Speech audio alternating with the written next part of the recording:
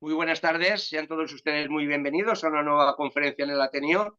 Hoy la verdad es que nos vestimos de gala. El Ateneo se viste de gala porque recibe a una persona de la que me han hablado súper bien y yo tengo excelentes referencias y me dirigí a él y se lo pedí que estuviera con nosotros en el Ateneo y desde el primer momento me dijo que encantado y yo se lo agradezco muchísimo. Bienvenido Antonio Pérez Gómez, bienvenido al Ateneo Mercantil de Valencia.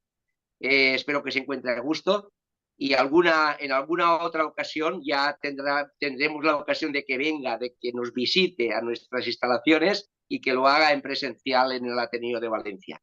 Bueno, pues como siempre me gusta empezar diciendo, pues saludar a todas las personas que nos siguen. El Ateneo tiene 186.000 suscriptores en el mundo y por supuesto, pues la verdad es que agradecemos muchísimo esa fidelidad que nos muestran cada tarde siguiendo las conferencias que hacemos en el Ateneo, que como siempre digo, las hacemos por y para todos ellos, para todos ustedes.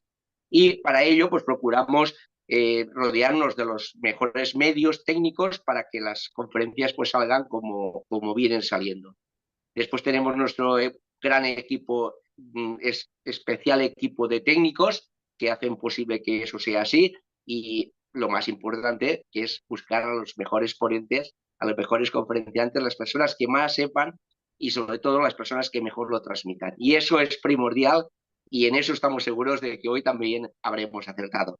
Eh, les cuento un poquito, Antonio Pérez Gómez es súper conocido en España porque ha hecho tantas cosas que es súper conocido en España, pero para los que no lo conozcan, porque estén en América o en cualquier parte del mundo, pues decir que es escritor y periodista, ejerce el periodismo desde los 18 años, cuando se incorporó al diario El Pueblo, ha trabajado después en publicaciones como El Mundo Obrero, Tiempo, El Globo, la cadena SER, fue director de revista Tribuna, coordinador de ediciones especiales en Razón, director del diario Económico Negocio y director de publicaciones de Propecal. Dejó por dignidad las tertulias en televisión. Colaborador en Zenda, El Debate y en Europa Press. Fundó la Asociación Escritores con la Historia, que preside en la actualidad y a la que pertenecen los más reconocidos escritores españoles del género. En el año 2021 fue nombrado académico de la Real Academia Hispanoamericana de Ciencias, Artes y Letras.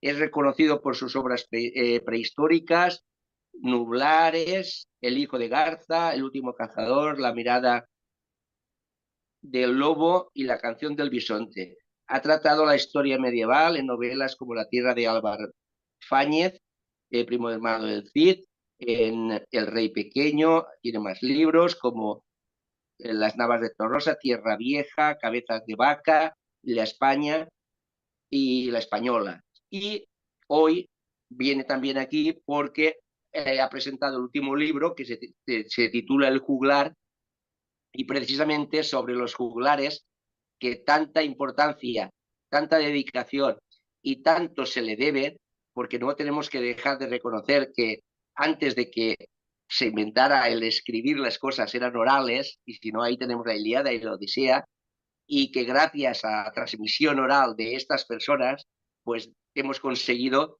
que en la actualidad, pues esos hechos, esas obras, pues hayan perdurado. Y seguro que don Antonio Pérez Gómez nos contará la historia y cuando termine su disertación, su conferencia, pues todos conoceremos mucho más y mejor quiénes fueron y cuál fue la obra tan importante que dejaron hecha, no solamente en España, sino en todo el mundo. Muchísimas gracias, don Antonio, bienvenido y todos hemos venido a escucharle a usted. Muchas gracias. Bueno, para mí es un auténtico privilegio poder estar ahí. Soy ateneísta de Madrid y el Ateneo de Valencia es un grandísimo referente en toda España. La verdad que lo que estáis consiguiendo con estas conferencias es acercar la cultura a todo el mundo. A veces la tecnología, qué buena es cuando se utiliza de verdad, de manera eficaz, de manera generosa, y yo estoy entusiasmado de poder asomarme y no solo para hacer esta conferencia, sino Vicente, tienes en la asociación, en mí y en la gente que tal, amigos dispuestos a colaborar contigo. Te pediremos también a ti que colabores y a la gente de ahí con nosotros, porque de lo que se Puesto que sí. trata es un trabajo en común absolutamente maravilloso en pro de algo tan simple como que es la cultura. Efectivamente, bueno, has descubierto mi nombre real, Antonio Pérez Gómez. El niño Antonio Pérez Gómez luego empezó a firmar Antonio Pérez Henares. Cuando entré en el semanario Tiempo, en el diario Tiempo, o en Pueblo, ¿sabes por qué? Porque Emilio Romero me dijo, pero ¿cómo va a firmar usted Antonio Pérez Gómez, que es el nombre y los dos apellidos más comunes? Y tal, y dije, ¿Qué hay? le pedí a mi madre permiso y le dije, mamá, me pasa esto. Y dice, hijo mío, lo que tú quieras. Y me puse el río que pasa por mi pueblo, Bujalaro, el Henares. Y así, pero verás, el mundo de los juglares, voy a contar una anécdota vital para mí, importantísima. Puede que esté incluso en el origen de mi vocación literaria. Tiene el nombre de un abuelo, de mi abuelo Valentín. Mis padres emigraron al País Vasco. Yo estudiaba con beca en los jesuitas y si aprobaba todo, que tenía que sacar unas notas, mis padres me regalaban un libro. Éramos gente humilde, labradores, que vivían allí. Y un día yo me compré un libro, a mí me gustaba pues eso, Negrey, Salgari, etcétera, pero me compré un libro de, pármense, de Menéndez Pidal. Y yo empecé a leer el libro de Menéndez Pidal. Y cuando llegué a uno de los romances, el de la loba parda, yo cerré el libro y lo empecé a recitar de memoria. Yo a los 12 años me sabía un romance castellano del siglo XII-XIII. Y empecé a hacer memoria, cómo me lo sabía. Y me acordé.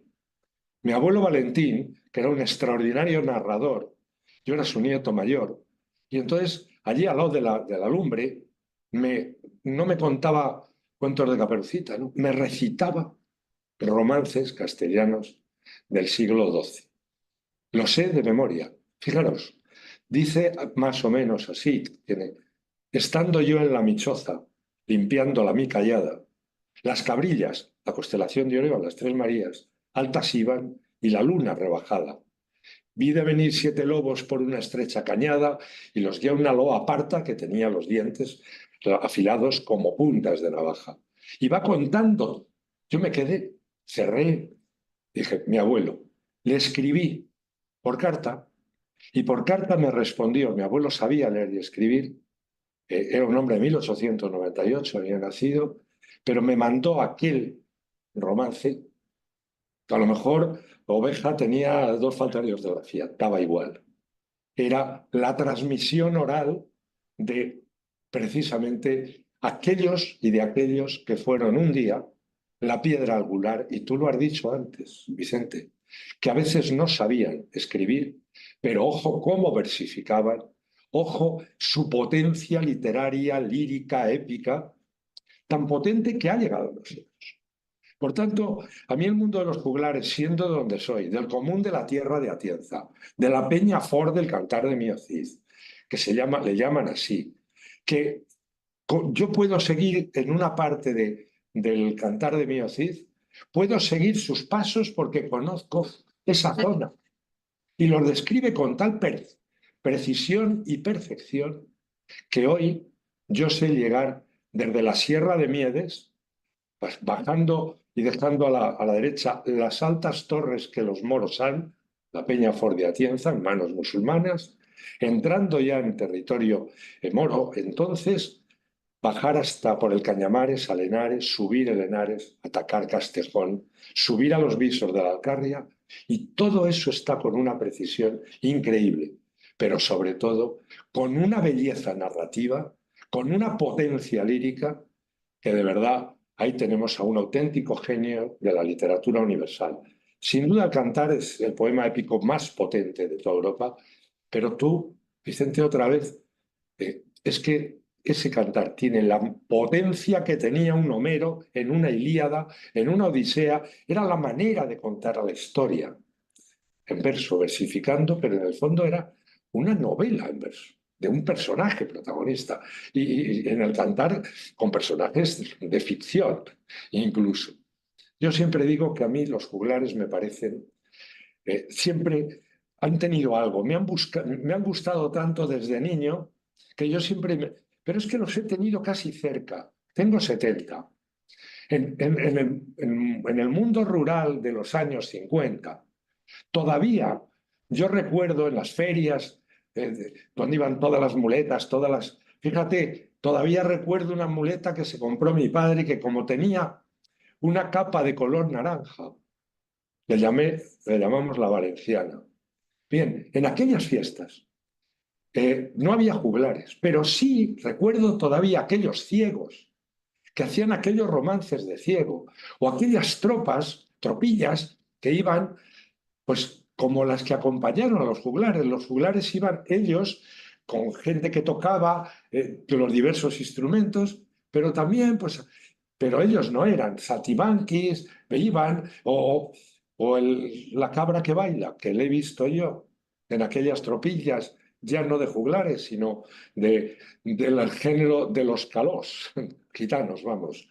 Pues, mi abuelo tuvo siempre una gran amistad con un patriarca gitano de fin trágico, y todo eso yo lo quería investigar y llegar, porque lo tenía, como creo que lo tiene gran parte de lo que es todo el pueblo español, toda España, y meto también a Portugal, y meto incluso a Occitania, de Allende de los Pirineos. Eso está en nuestro subconsciente cultural como uno de los valores esenciales y claves. Porque claro, los juglares eran muchas cosas. Eran de alguna manera los que eran muy transversales. Y había juglares, los llamados cazurros, así se les llamó, que eran los juglares, digamos, de la condición más humilde, que iban pues, por los pueblos, por las ferias, pues las fieras de ganado, que había muchas, por los bodas, si había un rico que se casaba, pues en los juglares iban, que algo caería, por los caminos, por las villas, por los pueblos. Sí, pero también llegaban a los castillos, incluso a las cortes. Había juglares de todos los rangos y en todas las clases sociales, hasta llegar efectivamente a las cortes de los reyes hispanos. Eran los que traían y llevaban las buenas y las malas noticias. Eran, no, disculpe, pero un poco como los periodistas de la época, los que traían y llevaban. También me imagino que contarían con uno y con otro, y a un noble a lo mejor pues les pagaba para que espiara a otro, o unos de un reino para que también tenían entrada en los sitios. Eran el anuncio de un tiempo a lo mejor un poco mejor, la Edad Media. Y luego veremos algunas imágenes. No es el periodo tenebroso y siniestro que continuamente nos muestran en las imágenes. Hay una imagen de la Edad Media que es algo que siempre, yo digo, siempre está nevando, siempre hay fatigas terribles. Hombre, había pestes, batallas, guerras, pobreza, hambrunas, sí, pero también había un día que había una feria y a lo mejor se mataba una oveja, y aquel día con la tripa llena, pues si llegaban los juglares, pues la fiesta era mayor, porque cuando hay necesidad es cuando más se valora los momentos de alegría. Y ahí estaba siempre el juglar. Eh, Era todo eso, pero sobre todo, y ese es el título de la conferencia, aquellas gentes que no conocemos sus nombres, que no firmaron esos grandes poemas, esos grandes romances, sea el de la Loa Parda, sea este, por ejemplo, un poco más tardío, que se sabe la gente todavía, el de sí por mayo era por mayo cuando hace la calor, cuando los trigos se encañan y están los campos en flor, cuando los enamorados van a servir al amor. Menos yo, triste y cuitado, que vivo en esta prisión, que no sé ni cuándo los días ni cuándo las noches son, si no fuera por una vecilla que me cantara al albor. Matómela un ballestero, dele Dios mal galardón. Se lo sabe la gente. Yo cuando he ido a dar alguna conferencia a hablar de eso, ves que toda una serie de gente asiente. Está en nuestro gran consciente de cultura colectiva, de cultura viva, de cultura emanada, efectivamente, a veces desde las clases más humildes, pero que ahí está representado todo el sentir de un pueblo, también de sus nobles y de sus héroes, pero también de las gentes. Yo siempre pongo un ejemplo de potencia, de por qué esta potencia tan enorme dentro de todos los cantares destaca sin duda el cantar de Mío Cid. ¿Por qué? Pues porque tiene una fuerza tan tremenda, tiene tal fuerza que el cantar se ha comido a la historia. Tiene tal fuerza, ¿y por qué? Porque es un personaje tan humano, tan absolutamente cercano. Pongo como ejemplo un verso. Ese guerrero poderoso, invencible, duro, arrojado, tal, ese guerrero aparece en el cantar diciendo, de sus ojos tan fuertemente llorando. O sea, el Cid es tan humano que está llorando y está llorando porque está dejando sus casas, las puertas abiertas, las alcántaras de los halcones vacías y llora. No importa, llora ahí y luego lo va a hacer en San Pedro de Cardeña.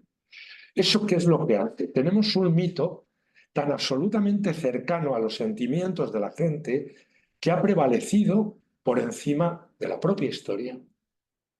En plata. El cantar, o sea, la historia se convierte en cantar, o en leyenda, la leyenda en cantar. Y el cantar, pues yo humildemente también lo he querido convertir en novela.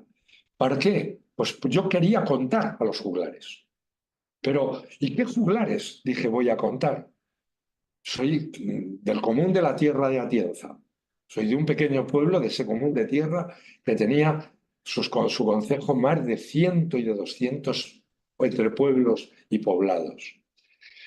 Por tanto, he tenido la imagen del Cid en Atienza que nunca tomó porque era muy fuerte. La tomarían ya al rey Alfonso, Alfonso VI, el maltratado por el juglar, pero que es un grandísimo rey, el que tomó Toledo, que había sido la gran capital visigoda, pero fue. Bueno, ¿por qué el cantar tiene esa potencia? Por muchas razones, pero yo creo que una es su potencia emocional, el llegar directamente por la emoción. ¿Y qué nos traslada? Nos traslada a un gran personaje, a un gran héroe, que es Rodrigo Díaz de Vivar, unido a otro gran héroe, que en el cantar van juntos. En la historia, menos. Sabemos, hay duda, primos hermanos, incluso puede que no fueran más. ¿Cómo le llama Rodrigo siempre a Álvar Fáñez? Le llama Minaya. Me crié en el País Vasco. Mianay, que es Minaya en realidad, significa en euskera mi hermano. Y continuamente lo que le dice el Cid a Álvar Fáñez es mi hermano, mi hermano, mi hermano. ¿Por qué los une además? Ellos estuvieron juntos en su juventud, fueron nombrados caballeros en el mismo sitio en Zamora por el rey, entonces Fernando I, rey del León, de Castilla, de todo, que es que divide luego el reino. ¿Por qué estuvieron junto a él? Combatieron al lado de Sancho II, fueron los que propiciaron la derrota de Alfonso VI, rey de León, que le acabaría yendo al destierro por ello. Pero en la historia luego Minaya está ya con el rey Alfonso en la toma de Toledo. Por tanto, pudo estar tal vez en la primera parte del destierro, pero esto da igual. Es que el cantar, como los romances, tienen una potente carga, lo diré claramente, propagandística. El Cid ha valido para la propaganda desde el día que se empieza a crear el cantar, desde que se lee por primera vez, que sabemos por lo menos que una vez se leyó en Santa María de Huerta.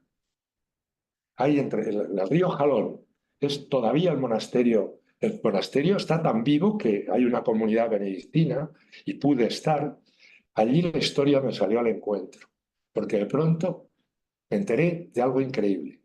El Cantar de Mía Cid se había leído por vez primera en 1199. ¡Qué casualidad! En el centenario de la muerte de Rodrigo Díaz de Vivar. Y ojo, delante de quién y quién lo había impulsado. Luego se lo contaré al final, pero para intrigarlos. En ese monasterio están enterrados el poderosísimo Pedro Manrique de Lara, señor de Molina de Aragón, señor de Medinaceli, de Atienza, de toda esa zona, que es la zona que cuántas veces aparece en el Catar, continuamente. Hombre, si lo está escribiendo algo y el señor de Molina es tan poderoso, pues siempre que venían de Valencia o iban para Valencia, Molina de Aragón. Un gesto al señor. Pero es que este señor estaba casado con alguien que también está enterrado a su lado, allí en Santa María de Huerta, con una bisnieta del Cid. Una bisnieta del Cid que se llamó Sancha Garcés, hija del rey de Navarra. Una. Fijaros, y yo me daba cuenta que cuando iba avanzando en el conocimiento de los juglares, la historia me iba viniendo al encuentro. O sea, me iba proporcionando personajes de ficción, la arconera, una dama occitana, y de pronto yo me iba dando cuenta que el mundo de los juglares se me estaba abriendo y me estaba enseñando, como por una ventana, una Edad Media que yo no conocía. Está documentado, hay grandes estudios. De pronto yo me encontré que en las cortes reales de los reyes hispanos, de Alfonso VI, de Alfonso VII el emperador, de Alfonso VIII, casado con Leonor de Plantagenet, cuidado, la hija de Leonor de Aquitania, la hermana de Ricardo Corazón de León, que todos lo conocemos, y sin embargo a nuestra fabulosa reina Leonor, qué poca gente. Sin embargo, el monasterio de las Huelgas fue hecho por indicación suya. La catedral normanda es normanda, la de Cuenca es porque trajo canteros normandos.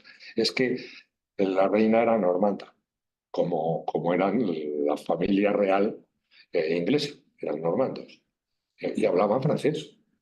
Bueno, en esas cortes yo me he encontrado toda una serie de juglares de todas las lenguas hispanas que están en el principio de todas las lenguas hispanas. Están los juglares de lo que se llamó la lengua, que sigue siendo hoy, galaico-portuguesa, en la que también rimaba un grande de las letras, un tal Alfonso X el Sabio. En los juglares vinculados al camino de Santiago, que es otra de las claves del mundo juglaresco, tienen en la zona galaica un sello determinado y particular, aparte de su lengua. Esos son unos. Pero cuidado, es que los reinos cristianos no se limitaban a León y a Castilla. No, estaba el reino navarro, y el reino navarro tenía mucha importancia en aquel momento. Había sido casi el padre de todos de ciertos reinos. Y tenían una influencia al otro lado de los Pirineos, en todo lo que era la Occitania francesa, de costa a costa. Porque si ya vamos al extremo este, nos encontramos algo inaudito. Que la Occitania de ahí era profundamente hispana, tanto por los condes de Barcelona como por la corona de Aragón. Y en un momento determinado, cuando eso se unifica, resulta que ese mundo de juglares tiene un paso continuo de un lugar a otro. Un rey aragonés, Alfonso II, fue conocido como el rey trovador, y lo era. Y entraba una cosa que hacían los juglares, que era salirse en verso unos a otros. Bueno, era divertidísimo. Y cuando al rey le tocaba, pues se recibía lo suyo y le decían, claro, tú dices que amas mucho, claro, siendo rey, el tío contestaba. Era un mundo que ya nos está enseñando cosas ¿Verdad? Pero qué determinadas libertades en determinados sitios.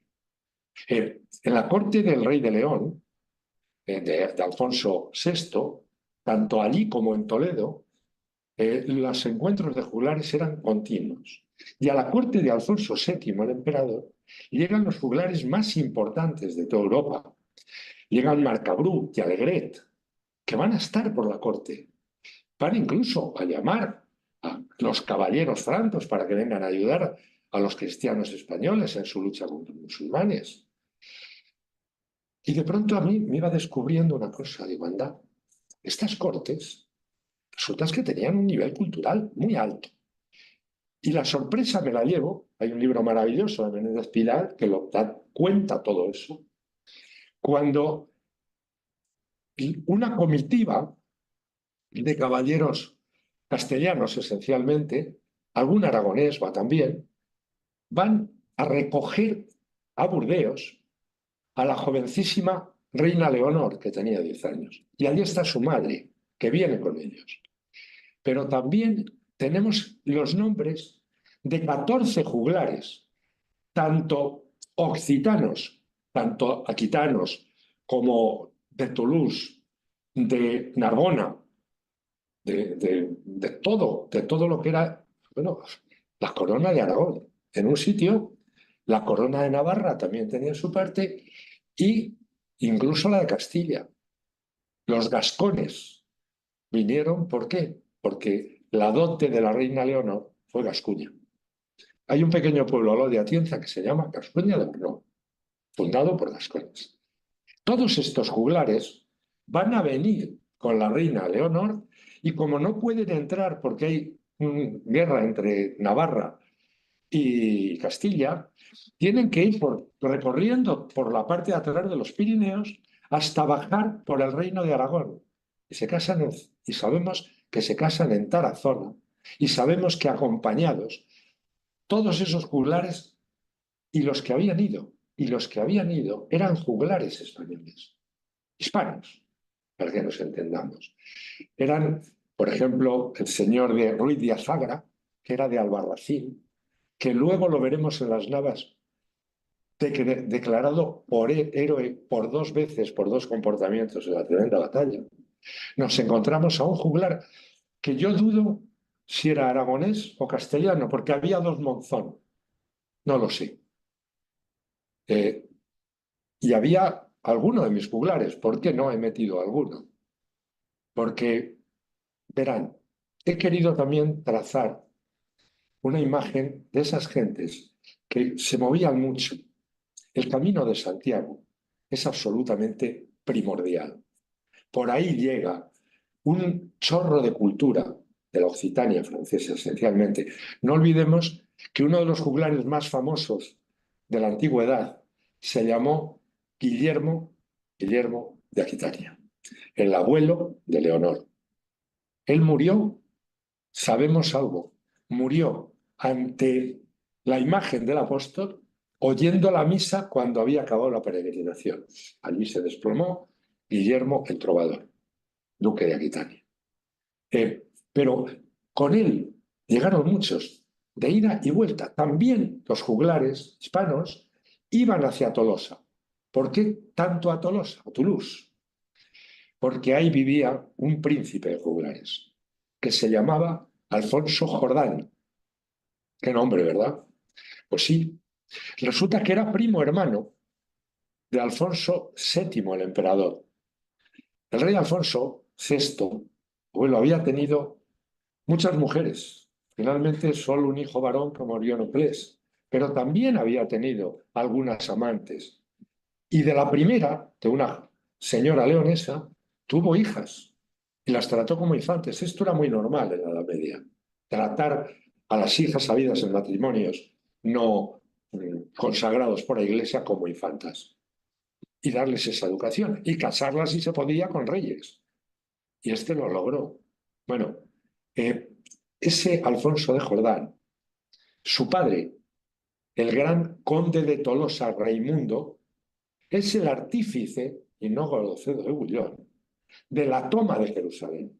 Y está casado con una española, con una leonesa, con la hija de Alfonso y esa señora leonesa. Se llamaba Elvira. Ese matrimonio, el padre muere allí cuando es duque. Le ofrecieron la corona de Jerusalén y Raimundo dijo que él no podía aceptar una corona donde nuestro Señor Jesucristo había muerto coronado por una de espinas. Hay que entender la época y en la época la fe es algo incuestionable para todo el mundo. O sea, no, Dios es la medida de casi todo, por no decir de todas las cosas. Raimundo hace eso y muere, le da el ducado de Trípoli y muere en un extraño incidente, en un grave incendio en su palacio. El hijo es desposeído de su condado de Toulouse por un rival, pero logra al cabo del tiempo recuperarlo, ayudado por la familia hispana, y finalmente va a convertir a Tolosa en un gran emporio, un príncipe de juglares. Y va a venir continuamente a la península. Venía porque era íntimo amigo de su primo, del rey Alfonso VII. El emperador viene, lo sabemos, que cuando se corona emperador hay un desfile increíble, que vienen un montón de nobles, de señores occitanos, desde el de Montpellier, el conde de Tolosa, los señores de... muchísimos. Vienen en un cortejo maravilloso, donde había juglares, pero no solo vienen de ahí, vienen a ese cortejo, hubo hasta reyes moros, prestándole vasallaje, vino el conde de Barcelona, vino el rey de Navarra. Sería el momento más impactante de ver un León lleno de juglares que habrían acudido de todos los puntos, y no solo de la España cristiana, porque la gente no lo sabe. Había juglares cristianos, sí, y juglares moros, y están perfectamente retratados en las pinturas.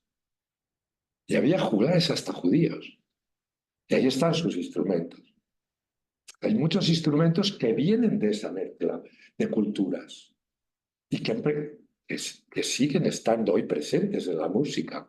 Luego veremos algunos. Pero la clave de todo eso es ese mundo de juglares que tenían tal transversalidad, tal capacidad de llegar, que iban ya llegando a los castillos y llegaban a las grandes cortes.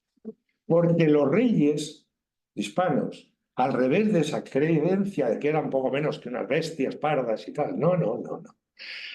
Descrito perfectamente en los anales de la artillería, aparece un día una historia inaudita. La reina Leonor y su marido, el rey Alfonso VIII, están presidiendo como una tenida de juglares. Y aparece un juglar que viene del árbol y pide hablar, pide cortar, cantar. Dice el rey que hable el juglar y si alguien le interrumpiera, perderá mi amor, perderá la gracia del rey. Ese era el trato. La historia que cuenta ese juglar, hoy ahí habría obispos, había de todo. Fíjense cómo el tiempo de la Edad Media no era tampoco como la cuenta. Él cuenta una historia que ha sucedido, según dice, en Aragón, donde había una dama honrada, bellísima y maravillosa, que tenía un marido que era un obseso de que estaba siempre intentando pillarla en falta, porque era muy bella y ella era discreta, hermosa, hasta que ya tanto la acosó con sospechas y tal, que efectivamente, pues con perdón, se los puso para no poder entrar por las puertas con un caballero maravilloso de Aragón. Eso se lo estaba contando delante de la corte y el marido seguía tremendamente celoso y urdió una cosa: me voy a hacer pasar por un pretendiente y así, si mi mujer me hace caso como pretendiente, la pillaré en falta. La mujer era bastante lista y el caballero también. Y urdieron la siguiente historia para darle una lección. De ahí viene un refrán. ¿Qué hizo? La dama le da una cita a su presunto amante, que es su marido, que va disfrazado. Pero ya sabe ella que es su marido. Y entonces le dice a su caballero, se lo cuenta, y cuando llega el marido haciéndose pasar por el amante, sale este caballero y defendiendo el honor de esa dama, le da una paliza de muerte, lo muele a palos. Pero claro, el marido se va muy contento, molido a palos, sí, pero dice, ay, el honor de mi mujer me es fiel. De ahí viene la expresión, cornudo, contento y apaleado. Bueno, la carcajada de toda la corte, obispos incluidos, curiosamente, lo que está es poniendo en alza un adulterio. Y esto se entiende como algo verdaderamente. Es más, el juglar le pide al rey que le dé un título a su cantar. Y Alfonso VIII, tras consulta con la reina de Oro, le pusieron lo siguiente: escarmiento de celosos. Diciendo, esto sirva para escarmiento de los celosos. En la Edad Media. En la Edad Media había una libertad de expresión que, por ejemplo, hay otro romance, el de la infanta Urraca, del Cid. La infanta Urraca, dice el romance fabuloso, cuando su padre Fernando I reparte el reino, le da al Sancho Mayor, le da Castilla, a Alfonso León, a García Galicia, y dice la infanta Urraca, que era la primogénita. Pero bueno, padre, me habéis desheredado. Pues si me desheredáis, os voy a decir lo que voy a hacer. Miré por los caminos. Miré por los caminos y me entregaré. Y este mi cuerpo gentil lo entregaré a los cristianos por gusto y a los moros por dinero. Si tú haces eso. El rey Fernando dijo, jo, mi niña es brava, y le dio Zamora, que luego pasó lo que pasó. Fíjense qué elemento continuo. Y cuidado, cuando en un momento determinado, en otros romances, se hace crítica directamente a la propia corona, ahí está. Por tanto, el juglar era capaz también de eso. Me pregunto si ahora, en estos tiempos, los juglares actuales gozan de tal libertad. No lo sé yo si alguno saliera diciendo eso, a lo mejor qué le pasaba o qué le caía encima, no lo sé. A lo mejor alguna querella, seguro, o incluso una censura. Esto era el mundo que, como digo, me ha apasionado de tal manera que yo quería además seguirlo en el tiempo. Y para eso vuelvo al cantar. En el libro hay una teoría esbozada, humildemente esbozada, de quiénes pudieron ser los autores. Porque no firman. Porque hay en un momento determinado, ¿saben quiénes firmaban? Los trovadores occitanos, sí. De hecho, hay una pequeña discusión muy potente porque un juglar castellano, en este caso, dice delante de un trovador, el trovador era un hombre de alta alcurnia, un señor, que había empezado, sabía latín, pero como el latín no se comía en una rosca, pues habían empezado a versificar en román paladino, cada uno de los cual, pues los occitanos en occitano. Quiero decir, en lo que son ahora las lenguas catalana, valenciana, me hace gracia porque a veces dicen también limusín, cuando se refieren a los catalanes, porque era limus. Y luego lo lees y te das cuenta que está ahí la raíz de las lenguas o de todo lo que va a ser la bajada por el Levante, hasta llegar pues, al fabuloso Tirano Blanco. O sea, claro, tiempo después, pero ahí está. Bien, de la misma manera eso, la lengua castellana va a tener toda la hegemonía en el centro peninsular y va luego a convertirse en la lengua universal que hoy existe. Yo también digo una cosa. Nosotros, como hispanorromanos, que es lo que éramos esencialmente en la población española, y por tanto de un alto nivel. Quiero decir que las calzadas romanas no las hicieron los bereberes, sino los romanos, y los acueductos, y las termas. Y los cultivos, un respeto a esos hispanos romanos, a ese hispano emperadores, etcétera. Yo, si Trajano, perdiéndome esto, si el grandísimo Trajano, el hispano Trajano, hoy podía decir, como queridos hispanos romanos, gracias, porque hemos sido los que han preservado y expandido hasta que en estos momentos hay 600 millones de ciudadanos en el mundo que a través de Hispania hablan un romance del latín, así que Trajano nos felicitaría, habéis extendido la lengua del imperio hasta el otro lado del mar. Como ven, me emociono, porque es que yo creo que en la base están estas gentes humildes, que no firmaban. ¿O sí? ¿Cuál es mi teoría? Yo creo que hay una parte en el Cantar de Miocid al principio que tengo la certeza personal que fue escrita por alguien que a lo mejor no sabía escribir ni leer. Fue compuesta, sería la expresión, pero que ese hombre o estuvo en ese primer destierro o había estado su padre y se lo contó. Porque no se puede reflejar con esa precisión topográfica, con medida de los tiempos que se tarda en llegar de un sitio a otro tan exacto, sino por alguien que ha hecho ese camino y no una vez, sino varias, ya estaba allí.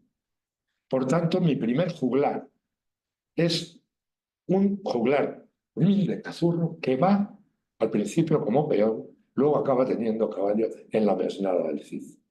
Y va con él y con Álvaro. Y llega hasta Zaragoza.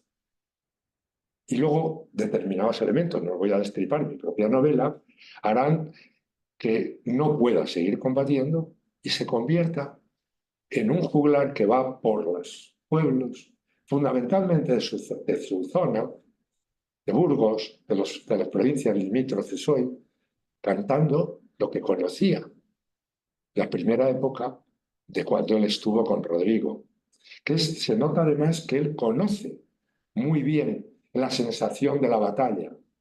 Por ejemplo, hay unos versos que a mí siempre me han parecido extraordinarios. Embrazaron los escudos delante de los corazones, terciaron las lanzas encima de los arzones. Es un gesto, el de poner el escudo y sobre el arzón la lanza, que ya parece que estás oyendo pezar los caballos y el sonido de los cascos cuando se dan. Eso, como tretas militares de la época, el tornafulle que había copiado, que también copió Rodrigo Díaz de Vivar de los musulmanes, que era hago que me retiro para que sigas detrás, vuelvo a grupas y te pillo, digamos, descompuesto. Tenía que estar, yo creo que estuvo ahí. Pero que no algo escrito, pues a lo mejor me he inventado un segundo que ya ese padre quiere que lea y escriba. ¿Dónde? Pues en algún monasterio. Si era de Vivar, pues a lo mejor en San Pedro de Cardeña, que tanto tiene que ver con Vivar y con el Cantar de Miocid. Este va a ser el que ya me permita viajar con él por todo el camino de Santiago, se hace amigo de Alfonso de Jordán, porque también el novelista aquí, a pesar de su documentación o todo lo que le ha costado, que lo que quiere es abrir una ventana, de alguna manera, a otro tiempo, a otro momento de la historia, intentando aproximarse más a lo más verosímil. Pero, ojo, que nadie se crea. Por ejemplo, cuando ese juglar llega a la Occitania, a Toulouse, se está, en ese momento, todo el sur de Francia y París están perplejos y están continuamente pasmados de lo que está siendo el amor medieval más conocido, Abelardo y Eloísa. Las cosas que se dicen esa pareja de amantes, que uno acaba astral, y ella abadesa y él rey. Lo que se dice en esas cartas, hoy no se puede publicar. O sea, el nivel erótico, pero además, incluso con ligeros tintes sadomasoquistas en algunas ocasiones, Eso está ahí. Y las jóvenes occitanas querían ser Eloísa, y los jóvenes occitanos querían ser Abelardo. En tablillas escritas corrían de mano en mano. Ya me enamoré quizás de la Occitania y tuvo que haber un personaje femenino que fuera una joven occitana, Alaís, que además me encantan los nombres de esa época. Y este es muy hermoso. ¿Y cuál es la voz que al final quería? Porque sí conocemos una firma mucho más tardía. El Cid muere en 1099. Destierro debe ser 1082. El Cid muere en el 99 en Valencia. La estancia del Cid en Valencia es en la capital. Tomada la ciudad de Valencia, dura muy poco. A la muerte del Cid prácticamente Jimena puede aguantar muy poco tiempo más y llega el rey Alfonso con Minaya, con Álvar Fáñez, a rescatarla. Pero fue a la ciudad, dura poco. Va a quedar rápidamente en manos musulmanas y va a estar mucho tiempo, hasta Jaime I o Jaume I, le llamen como quieran. Él siempre estuvo muy orgulloso de que su hijo Pedro había sido uno de los que combatieron en los leones. Lo ponía continuamente. El gran rey, el grandísimo rey, Jaume I o Jaime I, que apodó el Conquistador, y lo fue. El primo, por cierto, del castellano, que se repartieron los territorios de influencia. Tú sigues hasta abajo y yo, Murcia la tomo yo, pero luego te la doy. Hasta ese nivel. Los matrimonios eran continuos y además la corona de Aragón y la corona de Castilla tuvieron durante mucho tiempo una lealtad de hierro. Luego les contaré algo. El tercer juglar es la voz que he tenido que elegir. ¿Por qué? Porque en la teoría está. Él es el que va recopilando lo que su padre, a su vez, de su abuelo, Iván, que fue él el que escribió todo al final. No lo sé, a lo mejor recopiló no solo de lo de su abuelo, lo de su padre, sino incluso de otros juglares. Es una teoría que suelta de vez en cuando Menéndez Pidal. No lo sabemos. Lo que sí sabemos es que es una obra maravillosa y que en un momento determinado el manuscrito más antiguo que tenemos está firmado por un señor que dice yo, pero, Pedro, Abad. Pedro Abad. Está diciendo, soy Pedro, un abad. ¿De dónde? ¿Por qué no de Santa María de Huerta?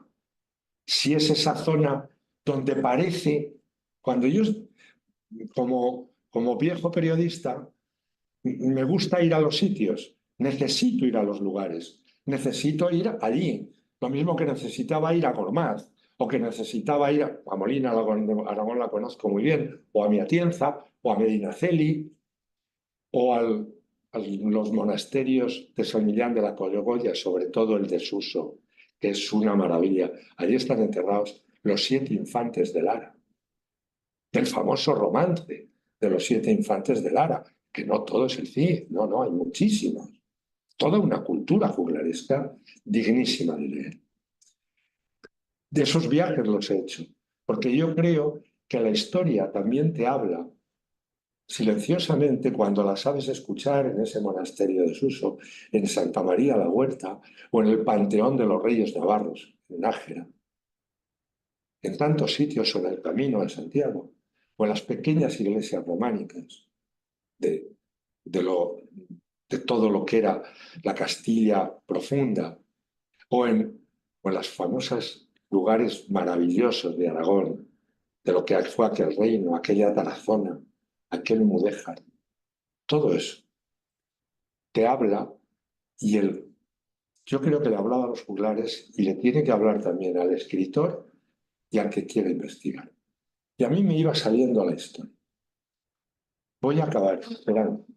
Cuando llego a Santa María de Huerta, me llevo la enorme sorpresa de que allí está enterrada una bisnieta del Cid y casada con el señor de Molina. Tienen su panteón. Dicen, ¿bisnieta del Cid? Sí. Luego les contaré por qué. Pero que estaba también oyendo el cantar nada menos que el rey Alfonso VIII y Leonor, y su mujer, justo el día del centenario, el año del centenario al menos. Sí, pero es que, ¿saben ustedes que Alfonso VIII de Castilla y Sancho VII el Fuerte, su primo, Navarro, son descendientes del Cid? Muy poca gente, ¿verdad?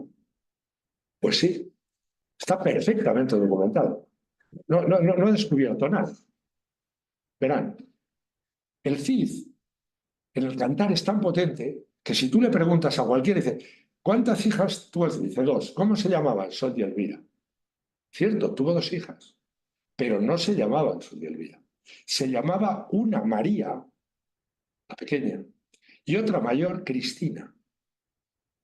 Luego hablaré de ellas. Pero también tuvo un hijo que se llamaba Diego, que llegó a una edad, bueno, a los 20 y tantos años. Mandaba ya, cuando el padre dice que tenía que dar en Valencia, mandaba la mesnada del Cid. Y lo sabemos que la ha mandado, porque murió en la batalla de Consuegra, defendiendo al rey Alfonso VI, junto a quien puede que fuera, familia suyo seguro, pero hasta le puede que fuera su tío, Álvar Fáñez, que fíjense otra vez cómo se mezcla la historia y la leyenda. El hijo de Rodrigo, Diego Rodríguez, manda la mesnada cidiana y en aquella batalla es desflanqueado y desamparado, tanto, por un gran conde de Castilla. ¿Cuál es el malo de Cantar de Mío Cid? García Ordóñez. ¿Es el malo? Hasta la película es el malísimo. Después de esa batalla, Minaya acusó a García Ordóñez de haber desflanqueado a Diego Rodríguez. ¿Sí? El hijo está documentado. Pero ¿y las dos hijas? Pues les voy a contar algo divertidísimo. María, en el Cantar de Mío Cid, al final pone que las dos hijas, después del incidente con los de Carrión, que son los otros malos, y les diré por qué son los malos, por esa potencia que el cantar tiene que tener de carácter propagandístico y de enaltecimiento de Castilla, por una razón. María, dice, se casaron con reyes. Dice, con el de Aragón. En la época del Cid, el reino de Aragón no existía sino arriba del todo. De hecho, el Cid en la vida real está al servicio del rey Jud, del rey moro de Zaragoza, contra el conde de Barcelona y otro hermano, el rey moro, que era moro de Lérida, el rey del... Bien, María se casó efectivamente con un conde, sí, con un que luego sería, esa dinastía sería la corona de Aragón, pero entonces no, porque se casó con el conde de Barcelona, Ramón Berenguer III. Hombre, esto lo dices ahora según a quienes y les puede dar un síncope de que la condesa de Barcelona fuera la hija del Cid, pero lo siento, fue eso. Murió de lo que solían morir tantas mujeres, desdichadamente en la Edad Media, de parto o de sobreparto. Solo tuvo una hija que fue condesa del Salud. Por ese lado, el linaje. Pero cuidado, ¿y qué pasa con la mayor? Cristina, amigo. Cristina se casa con un infante navarro. Con un infante navarro que entonces no tiene corona, porque está unida a la de Aragón en Alfonso el Batallador. Pero a la muerte de Alfonso el Batallador, el hijo de Cristina y de ese infante navarro, Ramiro, es el que restaura la corona de Navarra. Se llama García Ramírez el restaurador. Y de él descienden Sancho VI el Sabio, luego Sancho VII el Fuerte, tataranieto del Cid. Pero de una hija suya, Blanca de Navarra, casada con el joven rey castellano Sancho III el Deseado y el Breve, murió cuando el niño Alfonso VIII tenía 3 años. Alfonso VIII es el hijo, tataranieto del Cid. O sea que resulta que en la batalla de las Navas, de los 3 reyes que combaten, Pedro II es el tercero, fabuloso Pedro II el Galante, maravilloso personaje, que moriría luego defendiendo a sus súbditos cátaros en la batalla de Muret contra los cruzados. Los otros dos, aparte de primos, tenían algo en común. Los dos eran tataranietos del Cid. Y queda una tercera. Dicen, ¿dónde está esa que está enterrada? Pues muy sencillo. Resulta que cuando se muere la primera mujer de este rey navarro, García Ramírez, el restaurador, se casa con una hija de Alfonso VII, Urraca la Asturiana, tenida de un primer matrimonio, es su amor de juventud, doña Grontodo de Tineo, la adora. Y esa hija, Urraca la Asturiana, tiene una hija con el rey, se casa finalmente con el rey navarro y tiene una hija. La bisnieta del Cid está enterrada allí. Y yo de pronto me di cuenta que todos los caminos de los juglares que había yo recorrido me llevaban una y otra vez a Santa María de Huerta. Me emocionó llegar con el libro, entrar. También este libro quiere muchas veces, y este recorrido, que ustedes vayan a los sitios. Miren, en Valencia, por supuesto que tiene la huella cidiana, ¿cómo no? Por supuesto que el cantar, Valencia es la gran hazaña del cidiana. Está una y otra vez retratada. Ahí viene, además, la cobardía de los infantes de guerra. ¿Y por qué? Porque cuando ya está el cantar, sabemos que se ha leído en su totalidad, en 1199, ha sucedido algo que va a marcar. El rey castellano, Alfonso VIII, hasta entonces victorioso, ha sido derrotado en la peor derrota porque el mundo musulmán, el hispano-musulmán, que tiene una gran taifa aliada de Castilla y de Aragón, que es la taifa de Murcia y Valencia del fabuloso rey Lobo y Mardanis, o Mardanís, y su suegro, Amusco, uno en Valencia y el otro en Murcia, que son un verdadero emporio en aquel momento. Su moneda, moradito de oro, era lo más codiciado que había. Los jardines de Murcia, las huertas, todo era increíble. Eso va a ser hundido, pero va a aguantar mucho tiempo el embate de quién. De algo que a veces confundimos con los pueblos musulmanes. No, la terrible invasión almohade, integrista, durísima, la yihad en estado puro, va a arrasar en una batalla, la de Alarcos, a Alfonso VIII, que tiene que huir a uña de caballo. Y Castilla se ve asediada, atacada por todos los sitios.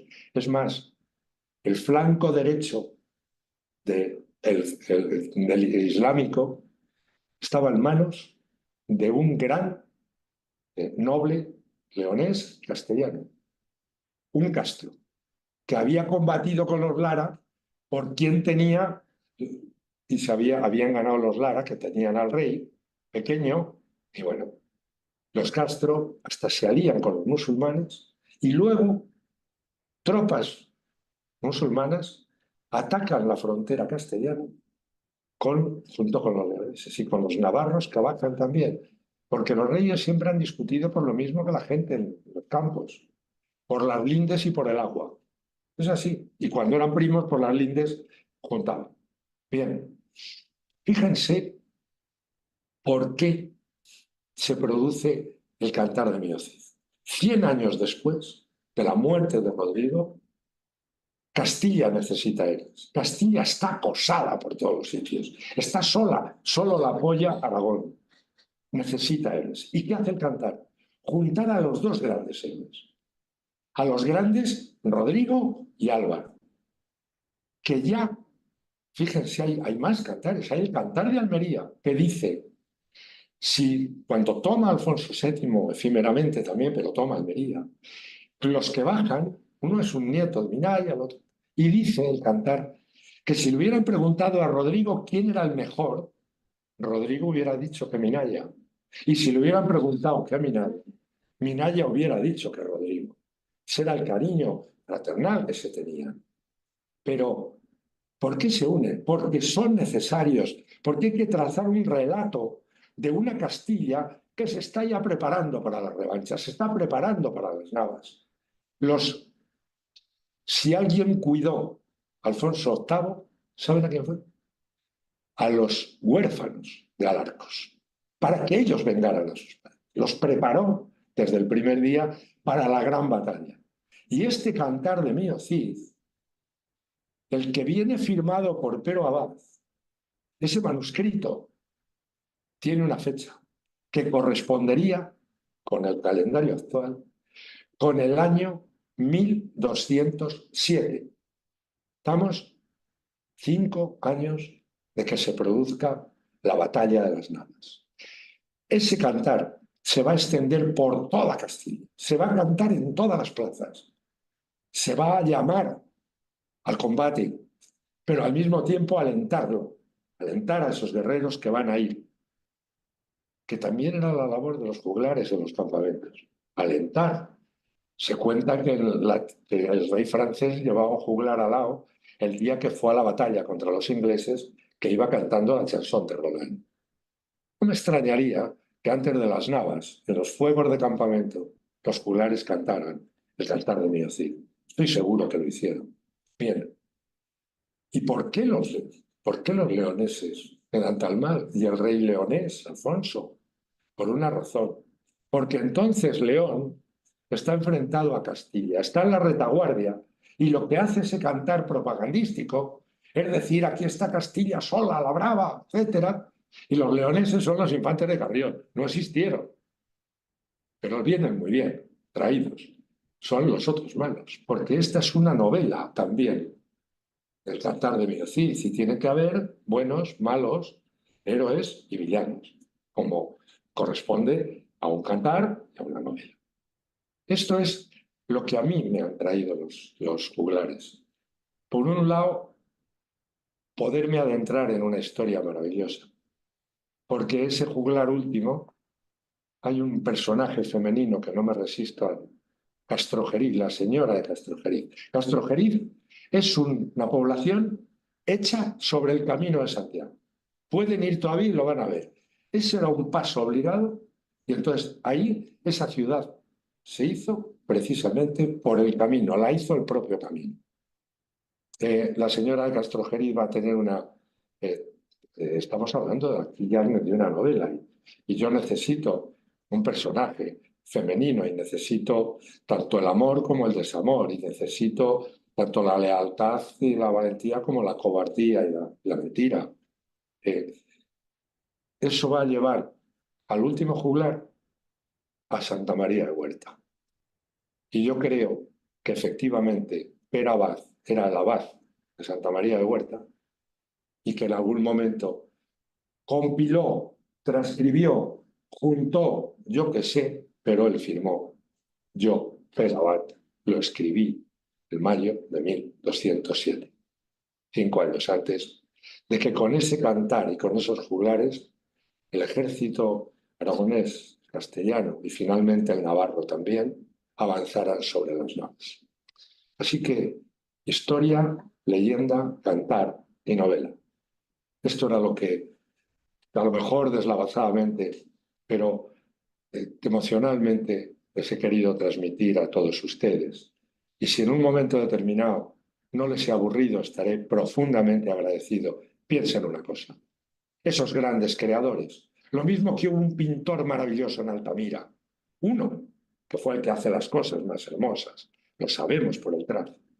Hubo una gente que, aunque no firmara, son los padres, los fecundadores de esta lengua, de todas las lenguas que hoy se hablan en toda la península ibérica y que se hablaron también en la Occitania francesa.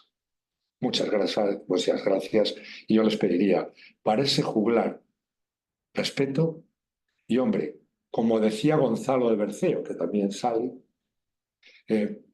suelo cantar, como canta mi pueblo ya, el román paladino, y si es del gusto, que me paguen, al menos, con un vaso de bombino. Eso era el pago. Si había alguna moneda, vale, pero si no, también valía una hogaza de pan y un vaso de bombino. Si me lo he ganado, me lo tomaré a su salud. Pero les voy a enseñar antes algunas imágenes Primero, le voy a enseñar el libro, es este. Está al revés, que lo verán ahí, pero este es el juglar.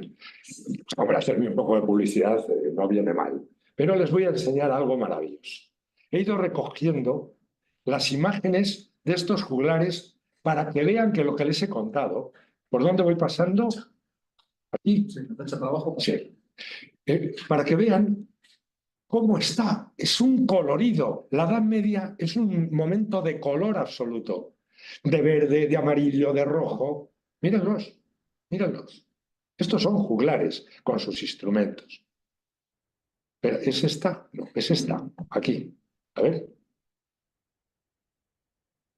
Ahí, perfecto. Miren, dos juglares y miren qué instrumentos más maravillosos. Y los verán. Estos tienen cierta altura. No son juglares cazurros. No son de los pobres que van por los pueblos. Estos ya entran a los castillos. Y sigo intentándolo aquí. Bueno, es que les he dicho que había juglares, sí. Y juglaresas, muchas, también, desde reinas a mujeres soldaderas que iban con esas tropillas de juglares cazurras, danzaderas. Bueno, les cuento una anécdota. Miren, cuando los almorávides cercan Toledo, porque el rey Alfonso VII está acercándoles a ellos oreja, que al final la acabará tomando, ante el estupor de todo el ejército almorávide, la emperatriz Berenguela sale a lo que es el alto del Alcázar, del viejo Alcázar, y desde allí viene rodeada de un montón de doncellas que están tocando instrumentos y cantando. El ejército musulmán se queda bizco, no ha visto semejante cosa. Y la reina Berenguela le dice, somos unas pobres mujeres. Sí, claro, detrás de unas murallas que a ver quién las tomaba. Si queréis combatir, nuestros hombres están ahí en Colmenar de Oreja, así que ir para allá, que antes de que lleguéis os habrán tomado oreja. Eso es una escena totalmente contrastada que se produjo. Por tanto, juglaresas. Esto es posiblemente una cosa que fuera algo, se ven que son dos grandes, posiblemente un rey, una reina con el hijo, y los juglares cantando. Miren, a que se sorprenden, ¿verdad? Es un juglar cristiano con un juglar musulmán, moro. Por ejemplo, en el libro aparece esa corte a la que van de los reyes de Murcia y de Valencia. Y lógicamente, pues va un juglar cristiano y uno musulmán, porque así pues, se pueden hacer entender mejor. Ahí lo tienen. Está documentado. Diversos instrumentos, otra vez ese colorido increíble, los instrumentos de viento, de cuerda y de percusión. Aquí los tienen. Este es un juglar ya de alcurnia. Este es un juglar occitano, vestido a la Occitania. Hermosísimo, y se nota que es un juglar de alto rango. Y otra vez una juglaresa, pero esta es una juglaresa que está tocando un arpa y que seguramente sea una joven occitana de nivel alto. El que más me gusta, una juglaresa tocando como la viola, entonces, que es el gesto de la mujer es absolutamente maravilloso, es de por un lado tierno y por otro lado pícaro.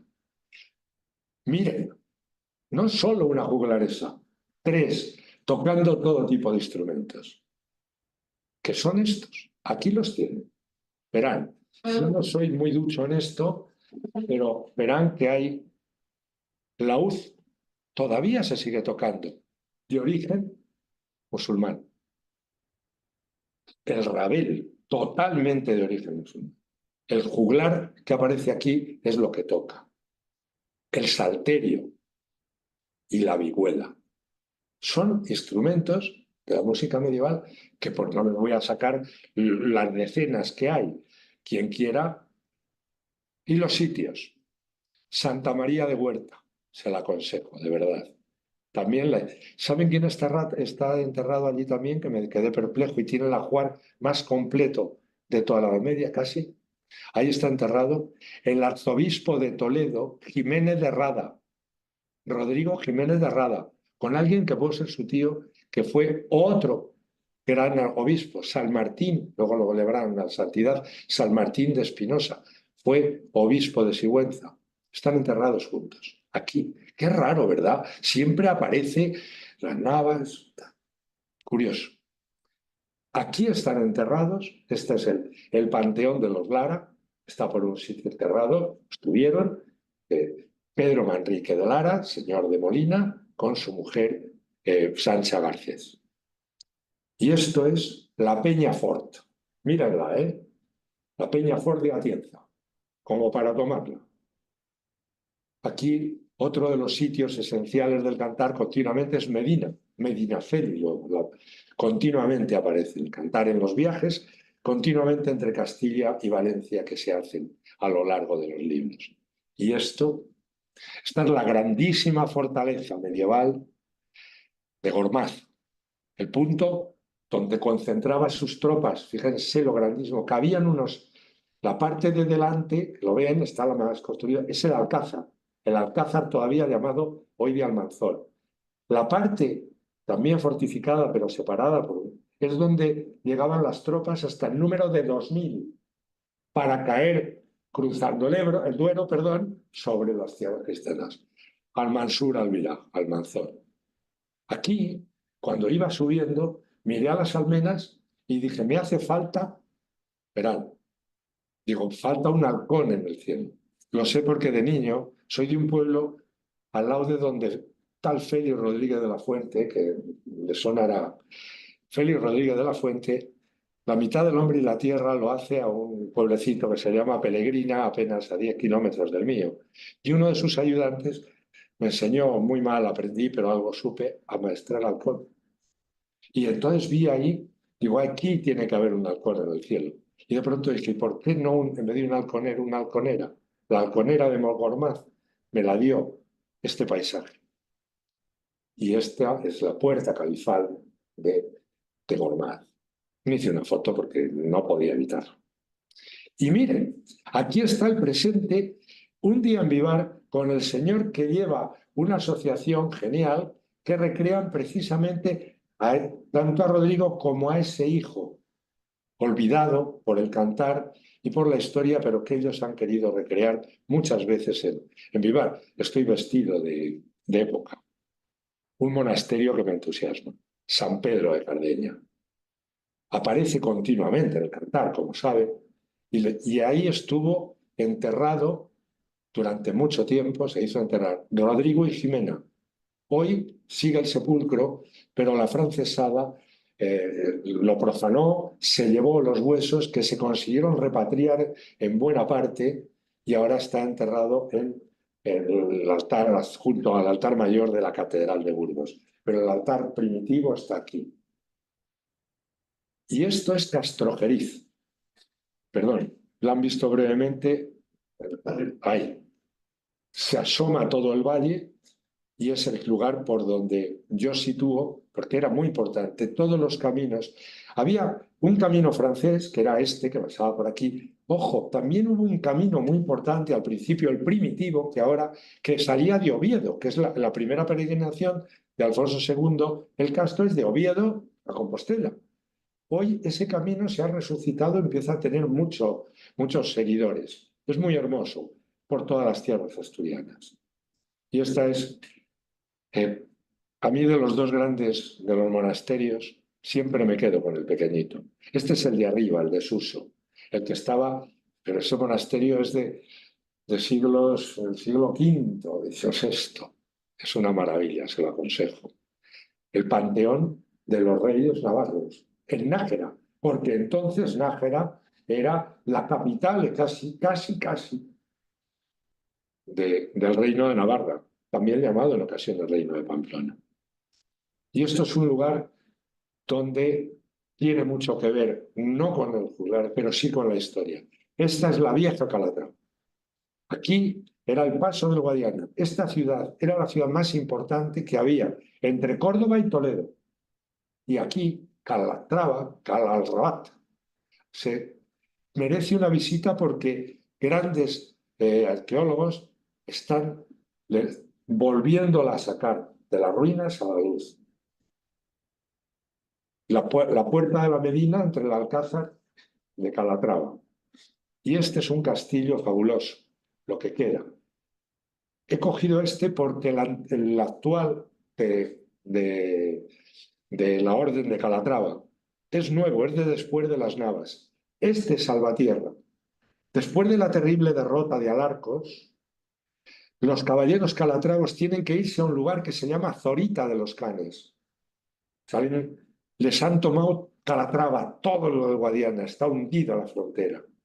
Pero en un golpe de mano, esos caballeros calatravos tomaron este pueblo, este castillo, Salvatierra, y se encastillaron allí durante años y años como una espina clavada en el corazón de Al-Ándalus. De hecho, el califa al-Nasir, el año anterior de las Navas, toda su obsesión fue tomar este castillo y lo logró después de unos combates descomunales que le entretuvieron mucho y no pudo seguir avanzando. Eso permitió al año siguiente que quienes bajaran fueran los reinos cristianos contra él, su encuentro en las Navas. Y este no podía faltar. Este es suyo, señores de Valencia. Es su Cid. ¿Qué les voy a contar yo a ustedes que ustedes no sepan de su propia ciudad? Yo espero poder ir pronto y en persona, aceptar cuando me invite el Ateneo a poder acompañarles y saludarles. Siempre ha sido un placer ir para mí, para un alcarreño, a el territorio de Valencia. Me ha encantado. Y se nota también, creo que en algunos elementos de ahí. Uno quiere emocionalmente las cosas y a veces no racionalmente, pero me da igual. Muchísimas gracias y aquí ahora sí que acabo de una vez. Gracias por su paciencia.